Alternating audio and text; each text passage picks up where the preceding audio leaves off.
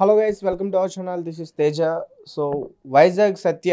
So నేను already కుర్చీ తాత గురించి తనతో డిస్కస్ చేయడం జరిగింది. ఎందుకంటే కుర్చీ తాత మీద తను ఒక కేసు పెట్టడం జరిగింది. తన గురించి, తన వ్యక్తిగతం గురించి కూడా బ్యాడ్గా మాట్లాడుతున్నాడు అని చెప్పేసి.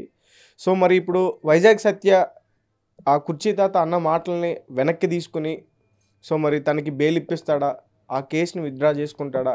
సో ఇవన్నీ కూడా అతనితో మాట్లాడే ప్రయత్నం చేద్దాం. సత్య గారు నమస్తే. నమస్తే. సో నేనంతా కూడా డిస్కస్ చేసాం. దేని గురించి ఆయన తిట్టాడు, కుర్చీ తాత సాంగ్ గురించా, లేకపోతే వ్యక్తిగతంగా వాళ్ళ ఫ్యామిలీ మెంబర్స్తో ఎవరితోనైనా మీకు విభేదాలు ఉన్నాయా? సో రెగ్యులర్గా మీ ఇంటికి వచ్చి మిమ్మల్ని ఇబ్బంది పెట్టాడు, ఇవన్నీ కూడా డిస్కస్ చేశారు. అయితే ఇప్పుడు ప్రస్తుతం సోషల్ మీడియాలో బాగా వైరల్ అవుతుంది ఏంటంటే కుర్చీ తాతనే వీళ్ళకి కావాలనే టార్గెట్ చేసి మరి చేస్తున్నారని చెప్పేసి అన్నట్టుగా వచ్చింది. నిన్న మనం డిస్కషన్ చేసిన దాని గురించి మీరేం చెప్తారు? అసలు నువ్వు చెప్తుందంతా 100% రాంగ్. ఎందుకంటే నిజంగా సోషల్ మీడియా అంతా మా టీంకి సపోర్ట్ చేస్తూనే వస్తుంది. అందరూ ఆయన్నే తిడుతున్నారు. ఎక్కడ కూడా చూడండి అయ్యో పాపమని ఏ కామెంట్ కూడా రాలేదు. బాగా వైజాగ్ సత్య కుర్తీ మడత పెట్టాడని అంటారు. ఎందుకంటే గతంలో ఆయన అందరినీ తిట్టాడు, ప్రముఖులందరినీ. ఒక చంద్రబాబు నాయుడు గారిని కావచ్చు, ఒక లోకేష్ గారిని కావచ్చు, ఒక బాలకృష్ణ గారిని కావచ్చు, ఒక వైఎస్ రాజశేఖర రెడ్డి గారిని కావచ్చు, వైఎస్ జగన్మోహన్ రెడ్డిని కావచ్చు, షర్మిలా రెడ్డిని కావచ్చు.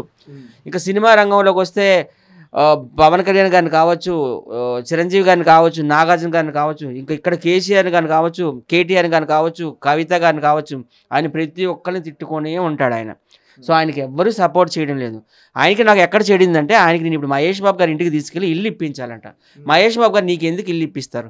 నువ్వు అందరినీ ఇలా పార్కు దగ్గర కూర్చొని తిడుతున్నందుకు ఇస్తారా? దేనికి ఇస్తారు అసలు? తమన్ గారి దగ్గరికి తీసుకెళ్ళిన ఎస్ఎస్ తమన్ గారి దగ్గరికి ఆయన 20,000 రూపాయలు నీకు ఆర్థిక సహాయం చేశారు. తర్వాత నేను ఆయనతో ఒక షార్ట్ ఫిల్మ్ తీయించాను. అందరికీ తెలుసు 2.5 మిలియన్కి వెళ్ళింది అది. సూటు బూట్ అన్నీ వేయించి ఈ గుంటూరు కారం పాటకి స్పూఫ్గా వాళ్ళు 5,000 ఇచ్చారు. అలాగే నువ్వు ఎప్పుడైనా కానీ అలాంటి కార్ ఒక బెంజ్ కార్ ఎక్కించి పైన సన్ రూఫ్ ఉంటుంది కదా, పైకి ఎక్కించి కుర్చీ అంతా చేయించాము. దాన్ని ఏమంటారు, ర్యాలీ లాగా చేయించాము. ఎన్ని షూట్లలో పెట్టాము నీకు.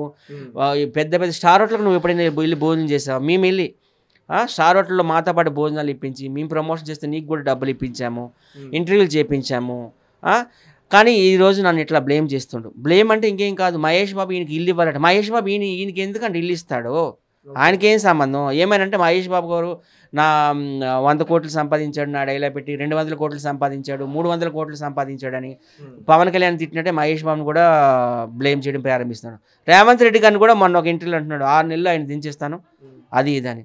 ప్రతి ఒక్కరిని తిట్టడమే. తిడితే నేను ఫేమస్ అయిపోతానని ఆయన ఇక్కడ ఫిక్స్ అయిపోయినాడు. అది కట్ చేస్తే ఆయన పార్కుల్లో పండుకునేటోడు, ఆర్టీసీ బస్సులో బెగ్గింగ్ చేసుకునేటోడు, అడక్క తినేటోడు. ఒక విధంగా చెప్పాలంటే నేను ఇంటికి తీసుకొచ్చి స్నానం చేయించి భోజనం పెట్టి హాస్పిటల్కి తీసుకెళ్ళి దగ్గుతుంటే బ్లడ్ పడుతుంది. టీబీ పేషెంట్ ఎవరు అసలు ఇంటికే రానివ్వరు. మేము ఎంత చేసాం, మేము మా టీం వాళ్ళందరూ. ఉప్పల్ వాళ్ళు కూడా డ్రెస్సులు కొన్నాడు. మేము ఎక్కడికి వెళ్తే అక్కడ తీసుకెళ్ళాం. ఖమ్మం వెళ్తే తీసుకెళ్ళాం. నా మీద లక్షలు సంపాదిస్తున్నాడు అంటే నువ్వేమైనా పవన్ కళ్యాణ్వా, ప్రభాస్వా, మహేష్ బాబు? నీకు ఎవరిస్తారు లక్షలు? నీ బతికెంత? నీ బుర్ర మీద రూపాయి పెడితే 10 రూపాయకి ఎవరు కొనరు. నీకు బీడీకే ఉండదు 10 రూపాయలు. నీ మీద లక్షలు ఎవరు సంపాదిస్తున్నారు? నేను లెక్కలు కూడా చెప్పేస్తా. ఆడు మా టీంలోకి వచ్చినాక తమన్ గారు 20,000 ఇచ్చారు. ఆ తర్వాత నేను ఒక గుంటూరు కారు స్పూఫ్ షార్ట్ ఫిల్మ్లో తీపించిన వాళ్ళు 5,000 ఇచ్చారు. అలాగే ఒక E96 అనుకుంటా ఒక రెస్టారెంట్ గచ్చిబౌలి, అక్కడ వాళ్ళు ఒక 4,000 ఇచ్చారు. డేర్ స్టార్ గోపాల్ దగ్గర తీసుకెళ్తే ఆయన 3,000 పెట్టి 3,000 క్యాష్ పెట్టి 3,000 రూపాయలు బట్టలు ఇచ్చిండు. ఎందుకంటే ఆయన బట్టల షాప్ ఉంది. అలాగే చిన్న ఇంటర్వ్యూకి వెళ్తే 1,500 ఇచ్చారు. అంతా కలిపితే 70,000 దాకా సంపాదించుకున్నాడు. చాలా వరకు తాగేశాడు. 33,000 రూపాయలు నేను బలవంతంగా తీసుకెళ్ళి అలా ఆవిడ చేతిలో పెట్టిన. ఇదే ఆయన ఇన్కం. లక్షల్లో సంపాదించుకున్నాడు అంటే ఆయన ఏంటి అంత పెద్ద ఆర్టిస్టా? ఉప్పల బాలే సంపాదించుకోలేదు. 5-6 ఏళ్ళుగా ఈయన సెలబ్రిటీ, సోషల్ మీడియాని దున్నుతున్నాడు. ఈయనే సంపాదించుకోలేదు 1,00,000 రూపాయలు. నేను ఎట్లా సంపాదించుకుంటాను చెప్పండి? ఆయన ఏంటంటే ఎలాగైనా నన్ను బ్యాడ్ చేయాలి.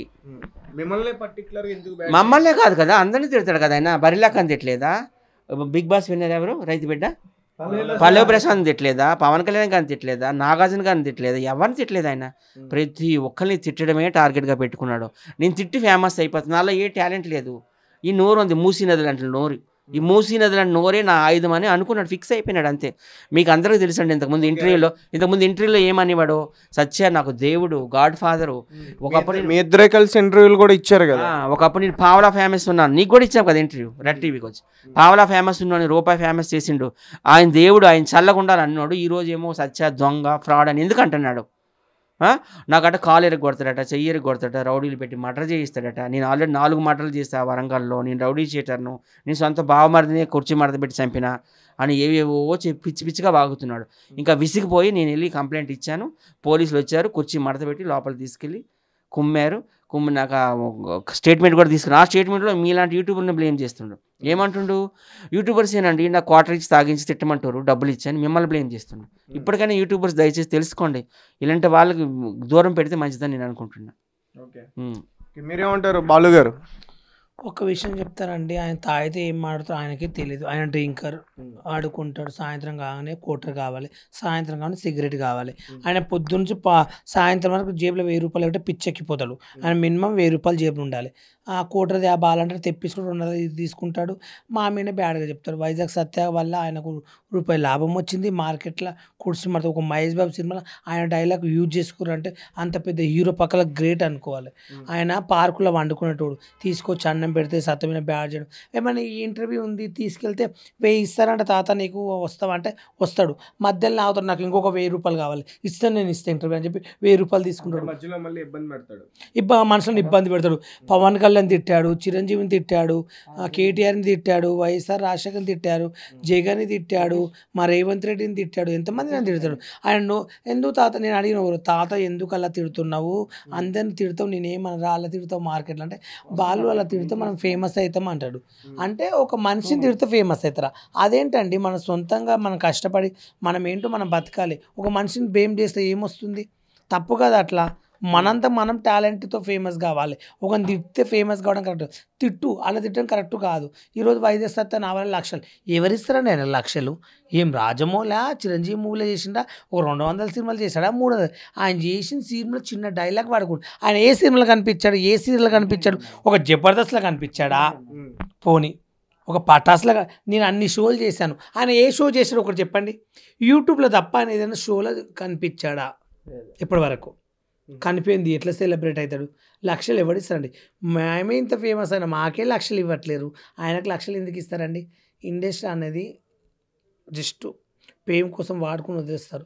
అది కొంత వాళ్ళకి అవకాశాలు వస్తాయి, ఆ కొంతమంది దాంట్లో నిలుస్తారు, కొంతమంది నిలువరించరు, కొంతమందికి అవకాశాలు ఇస్తారు, కానీ కొంతమందికి ఇవ్వలేరు. అవసరానికి యూజ్ చేసుకుని వదిలేస్తారే కానీ పర్మనెంట్గా ఎవరు ఇవ్వరు.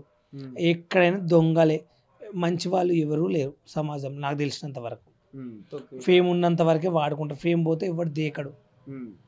మాకే ఏదైనా ఆఫర్లు కావాలని మేము బతుకుతుంటే ఆయనకు లక్షల లక్షలు ఇస్తే సత్తి ఇక్కడ ఉండడు, ఏదో ఒక బంజారాయిల్స్లో ఒక జూబ్లీస్లో పెద్ద ఇల్లు కట్టుకుంటాడు. ఆయనతో తాయాల పిచ్చి పిచ్చిగా మాట్లాడతానండి. ఇప్పుడు ఆయనతో మాకు సంబంధం, రేపటి నాడు ఆయనకేమైనా అయినా, ఆయనకేమైనా జరిగిన సత్తకు మాకు సంబంధం లేదు. ముందు ఓపెన్గా చెప్తున్నా, ఆయన ఇంకా సత్త దగ్గర రాడు, వీడియోలు చేయడు, సత్తని కలవడు. మరి ఈ విషయాలన్నీ కూడా పోలీస్ స్టేషన్లో చెప్పడం జరిగిందా? మీరు చెప్పాము, అయిపోయింది, చెప్పాము. తాతకు వైజాగ్ సత్తకి ఎలాంటి సంబంధం లేదు, ఇద్దరికి నిన్నటితో విడాకులు అయిపోయింది, ఇద్దరికి సంబంధం లేదు. ఆయనకి ఏమైనా రేపు జరిగినా, రేపు ఏమైనా అయినా సత్త మాట్లాడే రైట్స్ లేవు. ఆయన గురించి మాట్లాడితే మా టీం తరపు నుంచి మేము అందరం వస్తాము, ఆయన సపోర్ట్గా మేము ఉంటాము, సపోర్ట్గా మేము మాట్లాడతాం. ఆయన రైట్స్ మాత్రం ఎవరికి లేవు. ఆయన ఏంటంటే ఏమంటే, ఇప్పుడు మీరే అంటున్నారు కదా పెద్ద వయసు అనే ఒక 60 సంవత్సరాలు పైబడిన వ్యక్తి, ఆయన ఆరోగ్యం కూడా అంత బాగోదు. ఇప్పుడు పోలీస్ స్టేషన్లో పెట్టడం వల్ల, సెల్లో ఉండడం వల్ల తనకి మళ్ళీ ఇబ్బంది అవుతుందేమో, ఆ వేలో కూడా ఆలోచిస్తే బెటర్ కదా మీ టీం. అంటే ఒకసారి చెప్పు, పోలీస్ స్టేషన్లో మేమేం పెట్టలేదు, తీసుకెళ్ళాము, కాంప్లైంట్ ఇచ్చాము, వెళ్ళి అక్కడ కూర్చొని చెప్పారు, వైజాగ్ సత్యతో నువ్వు మాట్లాడొద్దు, అలా వేరే వాళ్ళని తిట్టొద్దు తాత అని చెప్పారు, పంపించేశారు. ఆయనకి తిట్టనని చెప్పాడు, ఒక వీడియో చేశాడు, నేను తిట్టని సత్యతో నాకు సంబంధం లేదు అన్నాడు. అయిపోతుంది. ఆయన పెట్టని ఇక్కడ మొత్తం జైల్లో ఉండని కాదు, ఆయన అలా ఒకసారి వెళ్ళి కౌన్సిలింగ్ చేయడం అంటారు, కౌన్సిలింగ్ ఇచ్చారు అంతేగాని ఇంకా ముసలాన్ని పట్టుకుని జైలు వేస్తే బతుకురా అండి? బతకరు కదండి, జస్ట్ కౌన్సిలింగ్ కోసం. ఇప్పుడు ఈ మీడియా ముఖ్యంగా వాళ్ళ ఫ్యామిలీ మెంబర్స్కి ఏం చెప్తారు? వాళ్ళ ఫ్యామిలీ చాలా మంచోళ్ళండి, వాళ్ళ ఫ్యామిలీ పట్టించుకోరు ఆయన్ని. ఎందుకంటే ఆయన సైకో, ఆయన ఎంతో షాడిస్టో వాళ్ళ వైఫ్ చెప్పింది. నేను వాళ్ళ వైఫ్ని కలిశాను, ఎంత నరకం చూపిస్తాడు, ఎలా మాట్లాడతాడో పిచ్చి పిచ్చిగా. వాళ్ళ వైఫే మాతో చెప్పింది భరించలేక. వాళ్ళ ఫ్యామిలీ మంచోళ్ళు, ఈడు మెంటలోడు, తాగితే కొంచెం కిరాక్గా మాట్లాడతాడు, తాగినప్పుడు ఒక తీరు ఉంటాడు, తాగినప్పుడు ఒక తీరు ఉంటాడు, అంతే. తాగకపోతే చాలా మంచిగా ఉంటాడు, మంచిగా తాగుకుంటే మంచిగా ఉంటాడు, తాగుకుంటే చెడ్డగా సైకోలా చేస్తాడు, సిగరెట్గా ఉంటాడు, కోటగా ఉంటాడు. ఏందన్న ఇష్టం వచ్చిన వాళ్ళని తిట్టడం. నైట్ టైం వైజాగ్ సత్య గారి ఇంటికి వచ్చి కూడా ఇబ్బంది పెట్టారు, వేరే వాళ్ళు కావాలనే చేయించారు అన్నట్టు కూడా ఒకసారి వచ్చి తాగొచ్చి డోర్లు కొట్టాడు, రాళ్ళతో కొట్టాడు, డోర్ దిగి నేను లోపల నువ్వు ఎందుకు వండుకుంటావు ఇక్కడ పండుకోవడానికి, నీకు ఏమైనా ఇది హక్కు ఉందా? ఏదో పాపం అని చెప్పి పార్కులో వండుకుంటే ఇంటికి తీసుకొచ్చి అన్నం పెట్టి బట్టలు ఇప్పించి ఏదో మా టీంలో చేర్చుకొని పాపం ఉండలే, తాత కూడా మనలా ఒక ముసలాయన పాపం బతకాలంటే మాకే ఎన్నపుట్టు కొట్టాడు. అదేం పద్ధతి? మా గురించి బ్యాడ్ చెప్పడం. సత్య గురించి బ్యాడ్ చెప్తే మాత్రం మేము సహించాము. సత్య రేపనాడు ఆ ముసలోనికి ఏమైనా మాకు సంబంధం లేదు, అది చెప్దామని చెప్తున్నాం. మాకు ఎలాంటి సంబంధం లేదు, ఆయన గురించి మాకు అవసరము లేదు. మా పని ఏంటో మేము చేసుకుంటాం. చెప్పండి, అంటే వీళ్ళు చెప్తున్నారు కదా, వీళ్ళిద్దరు చెప్పింది మీకు ఓకే అనిపిస్తుందా? అవునండి, నేను పక్కనే ఉన్నాను కదా. సో తాత సత్యాన్ని కలిశాడు, ఉన్నాడు మంచిగా, సత్య అన్నీ అరేంజ్ చేశాడు. సో సత్య అన్నీ అరేంజ్ చేశాడు, ఫుడ్ కానీ ఉండడానికి కానీ ఎవ్రీథింగ్. అయినా కూడా తినేవాడు, ఒక నిమిషం ఫైట్ చేసేవాడు, ఫైట్ చేసి తిట్టేవాడు బూతులు, నువ్వు అది నువ్వు ఇది అని. తాత నన్ను ఎప్పుడు ఏం తిట్టలేదు, తిట్టింది ఏం లేదు, మంచిగానే మాట్లాడేవాడు, వెళ్ళిపోయేవాడు. అయ్యో ఏంటి తాతలే బిహేవ్ చేశారు. మళ్ళీ 2 minutesకి వచ్చేవాడు, ఇక్కడే కూర్చునేవాడు మెట్ల మీద కూర్చుని అయితే ఫుడ్ ఇచ్చేవాళ్ళం, ఫుడ్ పెట్టేవాళ్ళం, తినేవాడు. మందు కావాలనేవాడు. సత్య నాకు డబ్బులు అంటే ఏదో దాచినట్టుగా ఏదోలాగా, లేవు తాత నాకు అవసరం లేదు, ఇస్తావా ఇయ్యవా, నువ్వు నా మీద బోల్ డబ్బులు సంపాదించుకుంటున్నావు, నాకు ఎందుకు ఇవ్వవు అనేసి అంటాడు. 200 కావాలంటాడు, 100 ఉంది అంటే కాదు నాకు 200 కావాలంటాడు. బాటిల్ తెచ్చుకుంటాడు, ఇక్కడే సగం కింద ఉలకబోస్తాడు, సగం గ్లాస్లో పోసుకుంటాడు, కచ్చాపైకి దాగేస్తాడు, ఒకటే దగ్గు బాగా దగ్గుతాడు. ఇంకా అయ్యో తాత ఎందుకు ఇంత తాగుతున్నావు అంటే వినడు, నేను ఎవరి మాట అయినా కుర్చీ మడత పెడతా అంటాడు. ఇట్లానే చేస్తాడు మొత్తం. మరి ఏం చేయాలి ఇంకా తప్పక. ఇది ఒక్కసారి కాదు, ఇది ఫస్ట్ టైం కాదు, చాలా సార్లు జరిగింది, ఇలా చాలా సార్లు జరిగింది. ఇక ఆఖరికి ఇంక ఇదే లాస్ట్ డెసిషన్ అని ఇంకా అలా తీసుకోవాల్సి వచ్చింది. అవును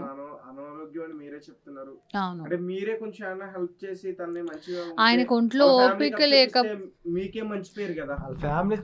ఒక రోజు మీ ఇంట్లో ఉంచుకోండి పొద్దున్న సాయంత్రం వరకు, ఆయన ఎలా ఉంటాడు నువ్వు ఉంచుకుంటావా, ఆయన మళ్ళీ తరుము ఇస్తావా అర్థమవుతుంది.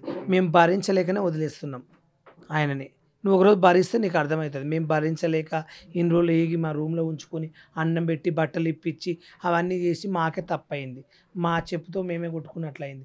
అందుకే దయచేసి ఆయనకు రేపు నాడు ఏమైనా జరిగినా, ఆయనకి ఏమైనా అయినా వైజాగ్ సత్తకు ఆయనకి ఎలాంటి సంబంధం లేదు, మాకు ఆయన గురించి మాకు తెలియదు. దయచేసి ప్లీజ్ ఛానల్ వాళ్ళు మళ్ళీ వచ్చి సత్య ఆయనకి ఇలా అయింది అలా అయింది వల్ల అలా సత్యను బేట్ చేయడం, ఆయనను ఈయనకు కొంచెం ఒంట్లో ఈయనకే సక్క బాగాలేదు, ఈయనకే మెంటల్ లేపించి ఈయనకు టార్చర్ పెట్టకూడదు. దయచేసి ఈయనని బాధ పెట్టకండి. కుర్చీ తాతకు వైజాగ్ సత్తకు ఎలాంటి సంబంధం లేదు ఈ రోజు నుంచి. ఆయన ఎవరో మాకు తెలియదు. ఓకేనా? నమస్తే.